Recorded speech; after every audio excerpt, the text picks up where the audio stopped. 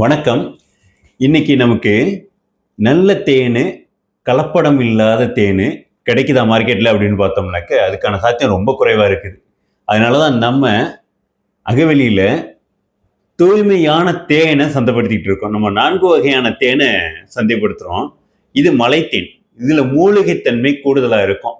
காடுகள்ல இருந்து எடுக்கப்படுறதுனால இதுல மூலிகைத்தன்மை கூடுதலா இருக்கும். இது பெட்டி வைத்து எடுக்கப்படுற, தோட்டங்களில் பெட்டி வைத்து எடுக்கப்படுற பெட்டி தேனு, பண்ணை தேனு.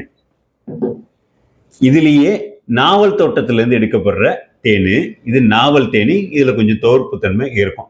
இயல்பாகவே நாவல் சில தொந்தரவுகளுக்கு நல்லதுன்னு சொல்லுவாங்க. அதே மாதிரி இந்த நாவல் தேனும் நல்லது. இது முருங்கைத்தேன். முருங்கை பூவோட குணம் நமக்கு தெரிஞ்சிருக்கும். அதே விதமான வேலையை இந்த முருங்கைத்தேனும் செய்யும். இது முருங்கை தோட்டத்திலிருந்து எடுக்கப்படுறது. இப்படி 4 வகையான தேன் இருக்குது. 4மே சுத்தமான தூய்மையான தேன். ஒவ்வொன்றுக்கும் ஒவ்வொரு விதமான தன்மை. மூலிகை குணம் வேணும்னாக்க மலைத்தேன் இருக்குது. இல்ல தூய்மையான தேனு கொஞ்சம் விலை குறைவாகவும் வேணும் அப்படின்னாக்க பெட்டி தேன் இருக்குது. இல்ல கொஞ்சம் உடல் ஊட்டம் நல்லா இருக்கணும் அப்படின்னு நினைச்சாக்க முருங்கைத்தேன் இருக்குது.